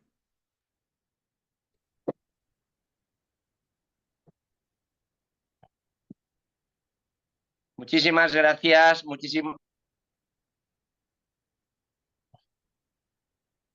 Alfonso, Alfonso, Sí, no, no ahora puedo. yo te oigo ya ahora. ¿Sí me oyes? Sí, yo te estoy oyendo ya, Vicente, ya te Vale, oigo. vale. Yo es que, eh, un segundito. Es que no estaba, no, me Ahora, daba, ahora sí que lo tengo ahora claro. sí, ahora estamos. Ay, Muchísimas gracias, Antonio. Y permíteme que te haga partícipe a ti y a todos los que nos están escuchando de una cuidado. inmensa alegría que me embarga. Me acaba de mandar una foto mi hija que acaba de tener una niña y es mi nieta. Hombre, Por lo hombre, tanto, estoy súper enhorabuena, feliz. enhorabuena, abuelo. Ahora me acaba de pasar la foto. Ah, ah, Muchísimas ah. gracias. Pues Muchísimas gracias. Bueno, pues la verdad es que cuánto sabes y cuánto nos has contado. Y la verdad es que el tema, cuánto tenía que contar.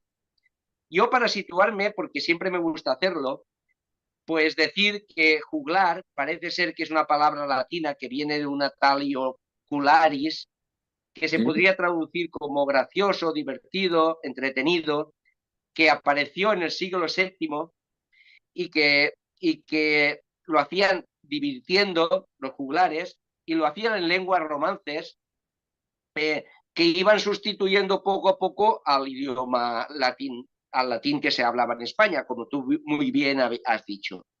Y después también me gustaría decir que cuando en el siglo XI los clérigos ya empiezan a escribir, nace la literatura, pues claro, se aprovechan de la historia que desde el siglo VII pues nos estaban contando los juglares, como tú también nos has dicho. Bueno, pues la verdad es que ya conocemos mucho más y mejor el tema. Yo tengo aquí muchas preguntas que nos han hecho y que te voy a ir preguntando, pero ya que estoy aquí y tengo el privilegio, pues yo voy a hacerte la primera pregunta. Y es que como nos has hablado mucho sobre el Cantar del Mio Cid, esa obra majestuosa del Cantar del Mio Cid, pues preguntarte, aunque ya has comentado que, por ejemplo, es una novela o está novelada, y por ejemplo los infantes del Carrión, pues no está demostrado que no existieron. Pero yo te pregunto, el origen, el juramento de la iglesia de Santa María también parece ser que no está documentado, te del cuento. destierro del Cid. Vamos a ver, la historia del Cid, el Cid histórico, don Gonzalo hizo una obra maravillosa, Burgalés. Vamos a ver, en toda leyenda hay un pequeño pozo, a veces de verdad.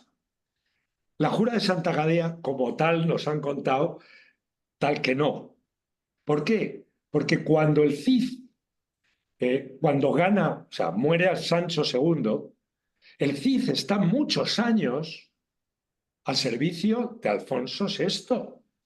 No solo está al servicio, es uno de sus caballeros que aparecen continuamente, hasta en la apertura del Arca Santa en Oviedo. Es un hombre muy importante, no es un conde, pero es un hombre muy importante.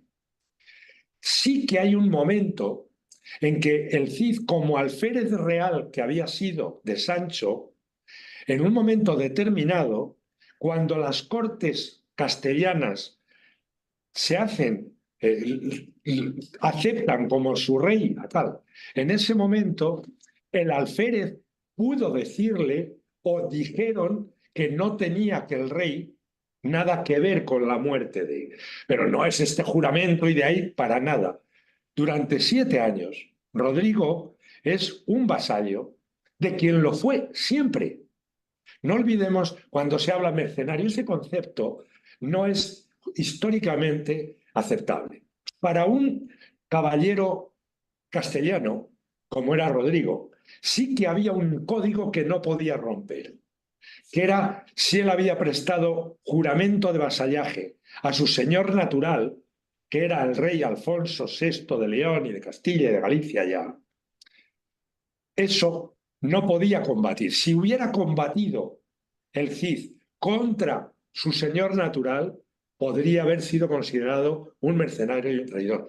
Pero él no combatía nunca contra su señor natural, sino contra otros reyes cristianos, contra el conde de Barcelona o contra el rey de Aragón. Y eso, en la época, entre las taifas hispano-musulmanas y los reinos cristianos, era pan nuestro de cada día.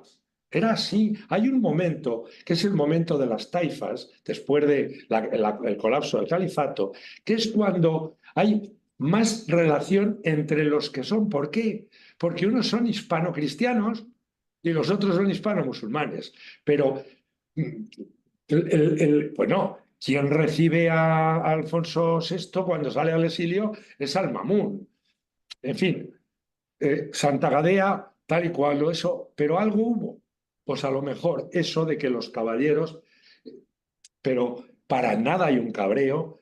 Yo creo que eso viene de historias con García Ordóñez, de historias de parias cobradas en Sevilla, de enfrentamiento, uno había ido a cobrar las parias de Sevilla y el otro del Granadino. Y entonces se va con el ejército del Granadino, se va contra Sevilla. Y Rodrigo tiene que defender al que le ha pagado, que ha pagado a su sitio. En fin, hay que mirar la historia de ese momento con los ojos y el esquema de valores y el código de conducta de aquel momento. Antonio, esa frase que acabas de mencionar tú es la que yo digo en todas las conferencias.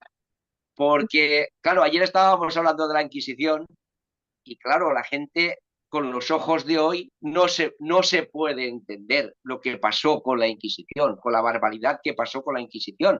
Pero es que en aquella época se miraba con otros ojos y se veía de otra forma, Nuestra lógicamente. Inquisición, nuestra Inquisición además fue de las plantitas, aunque la gente no se cree. Muy Voy a dar bien. un dato importantísimo que dio un historiador que es de nombre impronunciable nórdico, junto con Jaime Contreras, que es bueno, es casi paisano mío, es de un pueblecillo que se llama Matillas. Estos han estudiado todos los archivos de la Inquisición. ¿Saben cuántas brujas?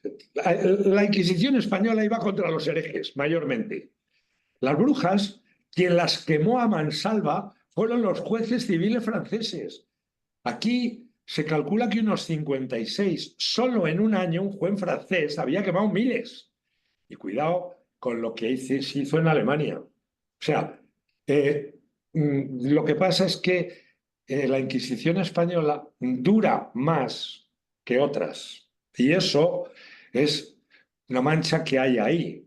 Pero hay un elemento. En cuanto a brujas, para quemar brujas, los otros. Es más, y las últimas, los norteamericanos. O sea, Apareció en Francia en el siglo XII, aquí en el siglo XIV, claro, XV claro. casi, Sí, con los sí, Reyes sí, sí. Católicos, en el siglo XV. Pues Y y lo malo es que, como tú bien has dicho, aquí se termina en 1830 lo menos. Claro, y No, eso pues es.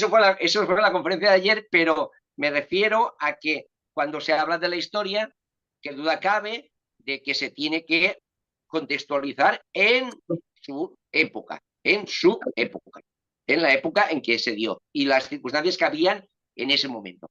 Bueno, tengo muchas preguntas y Venga, voy a vamos. empezar a hacértelas. Mariano González, que siempre está todas las tardes con nosotros y siempre nos hace muy buenas preguntas, te dice, ¿qué diferencia hay entre juglares, trovadores, goliardos y arlequines? Saludos, Antonio Pérez Henares, Chani. Sí. Eh, Hay uno esencial que aparece continuamente. El trovador es la élite. Es alguien que se consideraba deshonor tocar un instrumento o cantar el mismo. Ese trovador le daba sus obras, sus versos, a juglares para que se lo cantaran. Eso se hacía. ¿Por qué? Porque normalmente eran señores de alto nivel que hablaban latín, como he dicho, y el juglar es el que luego se encargaba. Se les veía como, en fin, a mí los trovadores me gustan más los nuestros, me gustan más nuestros juglares, hasta nuestros reyes juglares, que no les importaba cantar y tocar los instrumentos, y nuestras reinas, que tampoco les importaba. La España medieval, en ese sentido, es muy avanzada con respecto a lo que hoy creemos. No, no. Si después ya va a ser la demostración absoluta. Toda la gran cultura que se irradia hacia Europa, irradia de Hispania. Y va a irradiar finalmente, y no mucho después de esto, de Toledo, de una escuela de traductores que compendia todo el saber universal. El grecorromano. ¿Por qué? Hombre, ahí tuvimos suerte. ¿De dónde eran los Abderramán? Sirios. ¿Y qué había sido Siria? La provincia del imperio al oriente más avanzada.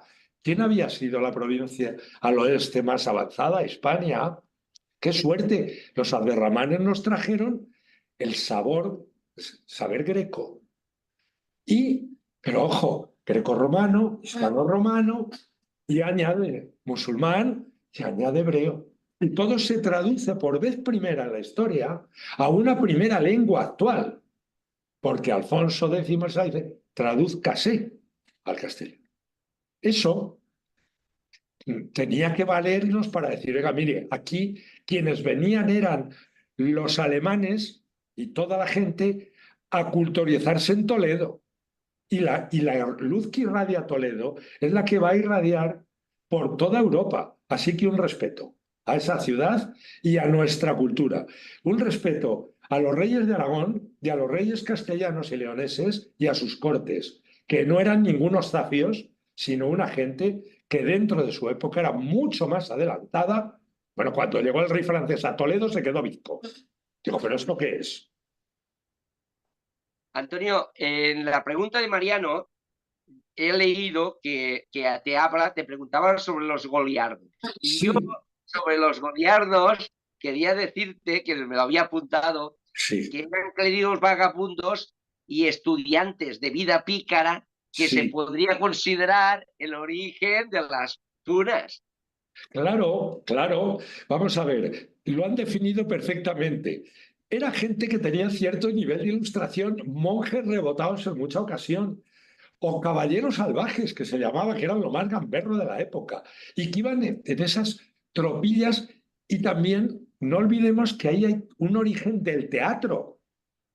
Pero, claro, yo no soy ningún especialista, soy un humilde escritor que se apasiona por la historia y que intenta transmitirla más que con los grandes conocimientos. Yo, mira, de nuestra asociación era aquel gran hombre que se llama Fernando García de Cortázar, que es un historiador valiente en todo, pero también un historiador maravilloso y que tanto me enseñó. Nosotros, yo creo que si conseguimos, a través de nuestras novelas, que abrir esa puerta a la historia y que luego la gente lea historia de verdad y grandes obras históricas, pues hombre, habremos hecho unos y otros algo por avanzar en algo importante, en nuestra historia, porque un pueblo que olvida su historia, malo, malo, malo. Está condenado a repetirla. Exactamente, tú lo has dicho, esa es la frase completa. Voy a seguir con las preguntas porque tengo muchas preguntas. Y, por ejemplo, pues tengo a buenas amigas que están todas las tardes con nosotros, como por ejemplo Laura Gálvez. Y te dice, hoy he disfrutado enormemente con esta conferencia. Mi más sentido agradecimiento a Antonio. Ahí va mi pregunta. ¿En qué medida los juglares fueron agentes del cambio social, utilizando su arte para cuestionar y satirizar las estructuras de poder existentes? ¿Y cuáles son algunos ejemplos específicos de esta subversión en sus narraciones? Hay una cierta subversión, pero en realidad los juglares lo que quieren es estar al servicio del rey. Vamos a ver, la primera escuela de juglares se hace en Sahagún, la hacen los reyes, para que aprenda el jugar. Vamos a ver, he dicho que los grandes personajes siempre han sido utilizados como elemento propagandístico. Os voy a dar un ejemplo increíble que es el del propio Cid en el siglo XX. Efectivamente, después de la guerra, el franquismo le puso la camisa azul a Rodrigo. Sí, pero si nos vamos más atrás al principio de la guerra, nos encontramos que la República le había puesto la estrella de los milicianos. ¿Por qué? Y están ahí las. Miren, ¿quiénes vinieron con Franco? Los moros, ¿verdad? Los moros que trajo Franco, que a Madrid quieren entrar. ¿Quién era el matamoros por excelencia? Rodrigo, por tanto, es un héroe al principio, de ahí. Y el otro grandísimo es Pelayo, en Asturias. Las cánticos de los mineros, somos los descendientes de Pelayo y vamos a echar a los moros al mar. Fijaros hasta qué punto los dos cogen a unos personajes y los utilizan más. Y esto es verdaderamente increíble. En Valencia se celebró en 1938, ¿verdad? Un congreso internacional de intelectuales con la República. Que se lean el discurso de don Antonio Machado, que se van a quedar bizcos, porque dice el discurso de Antonio Machado que están las tropas republicanas combatiendo en el Jarama, y él dice que sus milicianos, en el fondo, son aquellas desnadas, es decir, esa gente humilde que lucha contra los reyes, cuidado, porque a Rodrigo le viene muy bien, el exilio va contra el rey. Dice, y ahí no, los hijos del Cid combatirán ahí en el Jarama y vencerán. Pero es que hay otra cosa. ¿Alguien se ha leído la letra del himno de Riego? Fíjense lo que dice. En nosotros, el orbe nos mire, el orbe entero nos mire y en nosotros mire a los hijos de Cid. Toma ya el himno de Riego. O sea, quiero decir que los grandes héroes históricos son utilizados por unos y por otros y es la prueba de su grandeza, que valen para un roto y para un descosido. María Selva, otra persona que también suele estar todas las tardes con nosotros y que a la que también le agradezco muchísimo que esté todas las tardes con el Ateneo, te pregunta o te comenta, ¿qué tarde más entretenida? Y me he quedado sorprendida con todo lo que sabe el ponente de hoy y la forma que tiene de contarlo. Me gustaría hacerle una pregunta. ¿Cómo documentan las fuentes históricas la actividad de los juglares y qué desafíos enfrentan los historiadores y filólogos en la interpretación y reconstrucción de estos testimonios? Vamos a ver, hay grandes obras, aconsejo algunas sobre la juglaresca, en concreto, de Menéndez Pidal, donde vienen los nombres de todos los juglares que están sacados directamente de las notas de la Cancillería Real. ¿Por qué? Porque como han acompañado a la reina, aparecen. Aparecen porque van en su cortejo.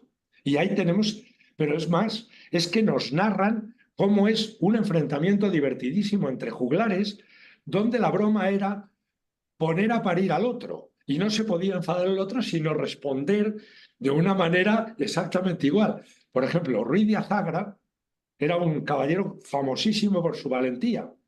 Bueno, pues un juglar precisamente sobre eso dice, vosotros los golpes que habéis dado habrán sido en vuestras espaldas, como diciendo, todos los golpes que te han dado en la guerra han sido cuando huías a caballo y golías. No se enfadaba el otro, tenía que contestar con toda gracia. Y tenemos sus nombres. Eh, por ejemplo, esa historia que he narrado es que está perfectamente retratada y contada en los anales de Alfonso VIII, cuando viene ese juglar de Aragón y cuenta toda esa historia, tal cual le he contado, incluso con mayor dureza y mayor cachondeo, por decirlo suavemente. Ha habido grandes investigadores medievales y el trabajo muchas veces te lo dan hecho. Yo tengo un gran documentalista que es Plácido Ballesteros, un profesor de la Universidad de Alcalá, que me evita lecturas porque me volvería loco. Y claro, yo ya he hecho bastantes obras medievales y hay el rey pequeño, es Alfonso VIII el niño. Después La tierra de Albarfáñez, que fue el primero. Lógicamente vas ampliando la documentación, pero algo ya te tienes leído. Y a mí lo que me suele decir, ahora te tienes que leer, el historiador, a este, que ya yo no voy a investigar como investigan los grandes historiadores, ni me atrevo, pero los utilizo, por supuesto, aparte creo que es lo mejor que se puede hacer con un historiador, utilizar sus grandes investigaciones para luego pues verterlas ahí. Con mi agradecimiento a muchos de ellos es enorme. Hablaba del Cid histórico de don Gonzalo, que es una auténtica maravilla. Don Julio González, otro de los grandes historiadores. Menéndez, Vidal, o sea, tenemos grandes, y yo antes de ponerme a criticar, como hacen algunos ahora, mejor si los leemos, que a lo mejor sacamos algo, porque hombre, soltar y un brochazo, como el otro día me dijeron que don Claudio Sánchez de Albornoz era un facha, digo, hombre, fue el último presidente de la República del exilio. Entonces, Antonio, conforme vamos sabiendo, cuánto sabemos que no sabemos? ¿Cuánto trabajo tenemos por delante? Exactamente. ¿Cuánto sabemos que no sabemos? Lo sabemos, efectivamente. ¿Cuánta faena tenemos por delante? Bueno, pues te sigo preguntando. José María Tortajada, mira, esta pregunta tira para... Dice, ¿se tiene constancia que en el siglo de oro valenciano hubieron juglares en el reino de Valencia? Si los hubieron, ¿serían las albaes una reminiscencia de esos juglares? Vamos a Es un ver. cante estilo Sí. valenciano, que hay uno que... He de decir que reconocer la ignorancia es lo más honrado en esta ocasión. Sobre lo que me estás preguntando, te podía responder con lugares comunes, pero simple y paladinamente reconozco mi ignorancia al respecto. Estoy convencido que habrá historiadores valencianos y compañeros míos que le podrán aclarar esa tal. Discúlpeme no saberlo. Ya hace tiempo que dejé de ser tertuliano por fortuna, porque ya se sabe que los tertulianos es gente que hablamos de todo en tiempos y a veces no tenemos ni idea de nada. Así que lo paladino es decir, lo siento, no lo sé. Muy bien. Y ahora, Antonio Bartual Espinosa te dice, muchas gracias por su nuevo libro, don Antonio, que pienso leer como los anteriores. Por muchos motivos le tengo gran admiración y cariño. Y una pregunta, ¿cuáles serían los juglares actuales? Sabina, Joaquín Sabina. Vamos a ver, ¿hay alguien a que han repetido más o conecte más con la gente que un Sabina, o cuando habla de Madrid, por ejemplo, o cuando cuenta una de sus historias, tal, o un Aute? Yo veo en ellos más más poesía a veces que la poesía. Hay maravillosos poetas, cuidado. Pero me inclino más por estos juglares, unos de pueblo, que a veces por el cultismo tan culto, que a veces dices, pues, no sé si está usted escribiendo para el pueblo o solo para usted. A veces me mojo y a lo mejor esta vez me he mojado. Pero a mí, cuando yo leo los versos de Sabina, con el que hace que no lo veo, pero he tenido amistad importante, estoy oyendo a un juglar cantando. Efectivamente. Bueno, pues los juglares, por lo que he leído yo, se fueron acabando sobre el siglo XV, XVI. Después parece ser que siguieron los juglares ciegos, que siguieron Al siglo recitando XX. hasta el siglo XX. Y después también había leído que, eh, a ver dónde está lo que había comentado yo, había leído por algún lado que, sí, esto era lo que me refería, que en el siglo XV, cuando ya van reduciendo el tipo de lírica y de lectura, van adquiriendo importancia los instrumentos musicales y entonces toma el nombre que hoy lo vemos mucho de ministril, de ministril, el ministril, el famoso ministril. Y eso es lo que quería ahora comentar. Después decirte, Antonio, que ese último libro, ya he visto y he leído un poco por encima los muchos libros que tienes con temas súper interesantes, que algún día hablaremos de alguno de esos libros, porque tenemos mucha audiencia, muchas personas de Sudamérica o de Centroamérica, y he visto que has escrito libros de personajes. Te voy a Me ha contar parecido una leer cosa. Cabeza de Vaca, por ejemplo, de Te voy a, Centroamérica. te voy a contar una cosa. Yo hice con Miguel de la Cuadra Salcedo 7 expediciones de la Ruta Quesada. Él me enseñó una cosa para mí definitiva. No se es español del todo, decía bueno Miguel, hasta que no se quiere, se siente como algo a lo que perteneces y como propio a Hispanoamérica. Independientemente de lo que se diga, de lo que tal. Ese hilo de plata, yo siempre lo he tenido. Esas expediciones para mí acabaron en el 2004, he seguido haciendo otras, pero tengo una noticia. Este año vuelvo. Con mis 70 años me voy a ir con el sobrino de Miguel de la Cuadra, que hicimos juntos una expedición en 1199 a Panamá, 1999, perdón, a Panamá, y este año voy a volver a Panamá. Quiero ver Portobelo, quiero ver Nombre de Dios, quiero volver ver a estos y también a San Lorenzo de Chagres, quiero ir por ese río. Bueno, me encontré en Berlanga de Duero, haciendo la ruta del juglar, me encontré al cocodrilo de Fray Tomás de Berlanga, que está en la colegiata de Berlanga de Duero, que eran los famosos lagartos del Chagre, un pedazo cocodrilo que hay allí. Bueno, pues espero que no, y espero aguantar. Siempre el viaje me ha entusiasmado, siempre. Y ahora, y decía, lo estoy dejando y no estoy dispuesto. Así que va a ser, volveré a coger mi sombrero de lona sudafricano, lo colgaré en el Macuto y me iré a esas tierras que tanto quiero, que se llaman Hispanoamérica o Iberoamérica. El término Latinoamérica, lo siento, pero es muy afrancesado, aunque sé que muchas veces los hispanoamericanos se llaman a sí mismos latinoamericanos y oye, no les voy a decir que no, porque exactamente es la sensación de pertenencia a algo que efectivamente algo de razón tienen. Hablamos latín, hablamos latín todos, pero cuidado, el latín nuestro no es el francés. Muy bien, Antonio. Y entonces este libro, que tú lo has enseñado en original, ¿dónde lo pueden adquirir En las todas personas las, que nos están oyendo? en todas las librerías de cercanía, está en todas, en cualquier lugar de España, está editado por HarperCollins, es una potente editorial con la que estoy encantado de trabajar desde La Española, que fue el primero, este es el segundo, y me está reeditando también algunos otros, y puede también en todas las plataformas.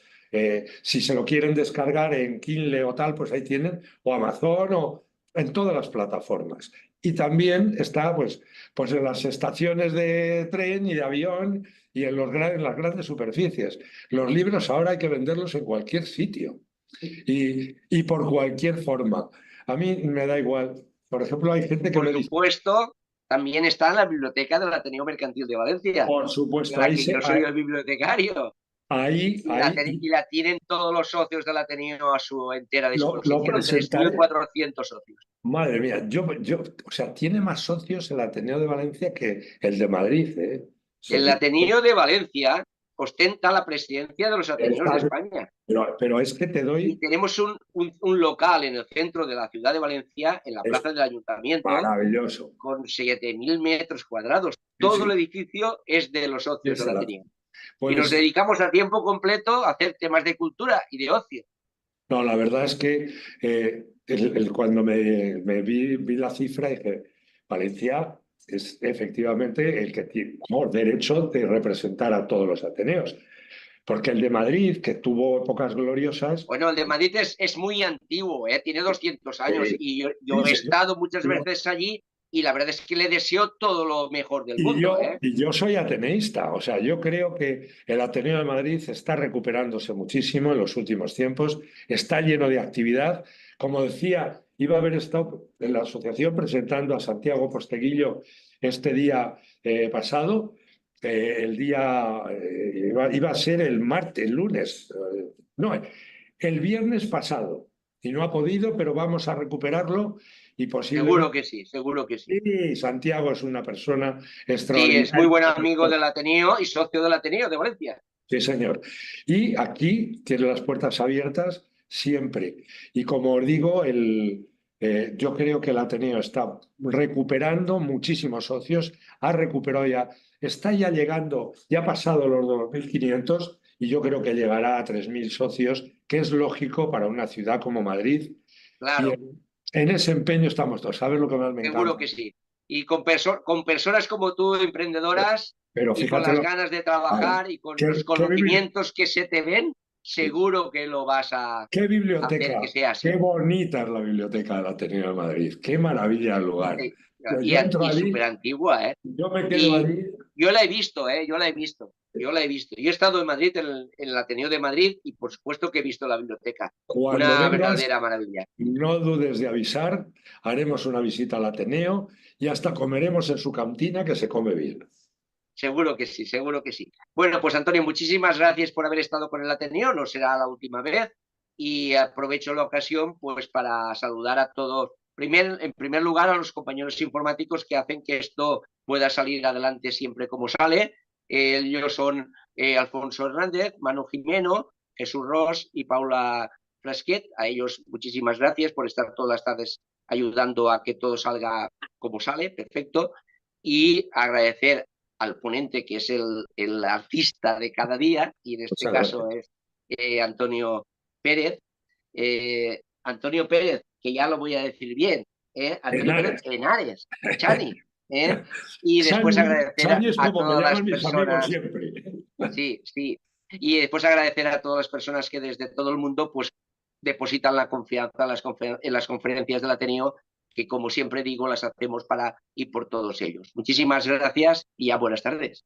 Yo buenas tardes y agradecer por mi lado a quienes han estado aquí flanqueándome, porque soy un analfabeto tecnológico, Seguro. que han sido Guillermo Chico y ha sido Juan Carlos, que es el que ha colocado las fotos, etcétera.